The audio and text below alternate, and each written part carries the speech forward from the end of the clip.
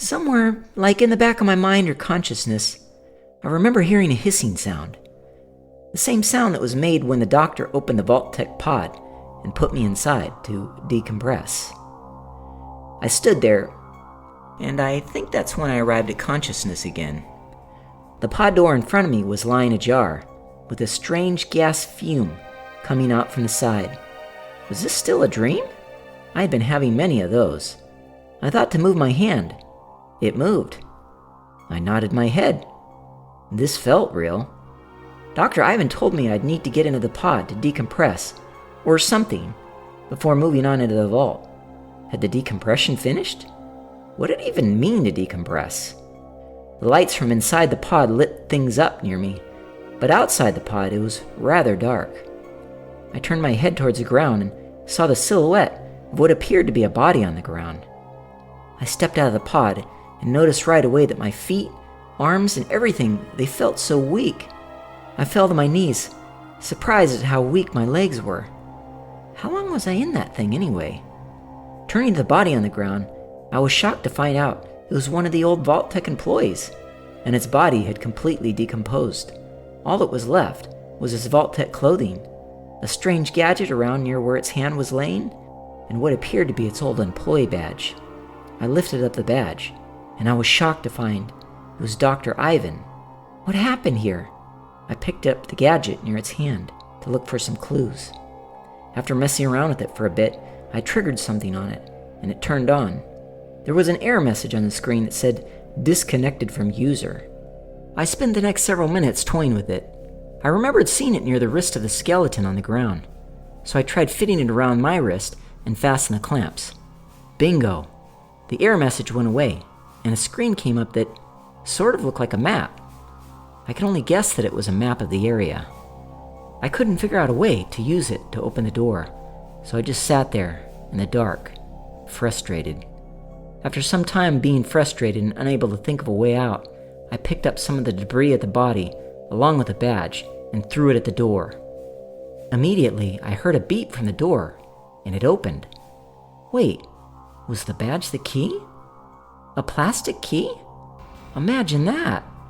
I didn't even know they had such things. Oh well, I guess I was able to get out of this room. Pretty much anything was better than remaining in that claustrophobic room I had been in. So I stepped through the doorway. I could hear the metal door behind me close. After exiting the room I had been in, I found myself in a large room with many pods, much like the one I had been in. This place made me feel uneasy. It had the feeling of death on it. When I approached the pods, I realized that all the people in them were dead. What was Vault Tec doing with these people? What were they doing with me? My stomach reminded me of how hungry it was, and so I started scavenging through the area, looking both for food or any signs of life. Every once in a while, I found a skeleton sprawled out on the ground, but was unable to find anything useful on them. Though I'd been mainly looking for food, I did find some other useful items from containers that I took with me. A 10mm pistol, a baton, some cigarettes, and some other useful tools that I figured I'd take just in case I needed them later on. There was a backpack in one of the lockers, and I used it to haul my loot that I found. Down one of the corridors, there were several slabs of what appeared to be fairly fresh meat dotting the ground, like a gift from the heavens. After a quick inspection, the meat was still juicy and it didn't smell rotten or anything. It was as though it had just come from something recently killed. What could this have come from, I wondered, and who left it here? I was very hungry and tempted to eat the meat the way it was, but thought better of it. Surely I could find a place in here to cook the stuff. I decided to place it in a container I found in the vault and add that to the pack that I found in the locker earlier. Eventually, I arrived at a large room with a long desk holding a computer at the center. While I wasn't really a computer guru, it took just a short time and a few clicks to navigate the menus and read the text. I soon learned that the workers had been using the pods to put people in what they called a suspended animation. I guess that was a type of frozen state where people were still alive and they didn't know it. Why would they do this? Now I had more questions than before reading the terminal. I was also angry. I remember back when they promised an experimental cure for my mother's cancer if I would participate in what they called their Vault Project. I was exasperated after the hospital diagnosed my mother's cancer as terminal. The head doctor told me there might be another way. After a short while, a man came to the hospital and took me to a back room, offering me a chance to save my mother.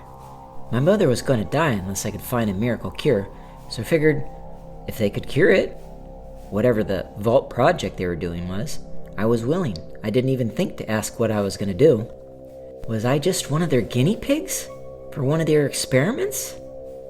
It was a cruel thing to do to a desperate man just trying to keep his mother alive. What Vault Tec was doing was not right. After reading this, I think I now understand why people died. They ran out of food. Apparently the leader of the Vault, they called the Overseer, had food for 180 days. Everyone was stuck down here under a lockdown. Their superiors never gave the Overseer an all clear to exit the Vault. But wait, in another text they implied that not having an all clear meant there was either an enemy invasion or a nuclear event. An enemy invasion? A nuclear event? What happened up there while I was in the pod? How long has it been? If I wasn't so damn hungry, I'd probably just trust my better judgment and not even consider leaving here now that I have this information.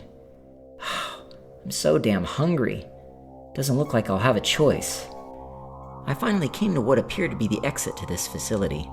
After several minutes of toying with the interface in the room, I learned that the gadget on my wrist, it had the name Pip-Boy on it, so I guess I'll call it that from now on. The Pip-Boy had a cord that plugged in the interface and allowed me to open up the giant vault door. Could I be free from this place? I was both relieved and a bit concerned all at once.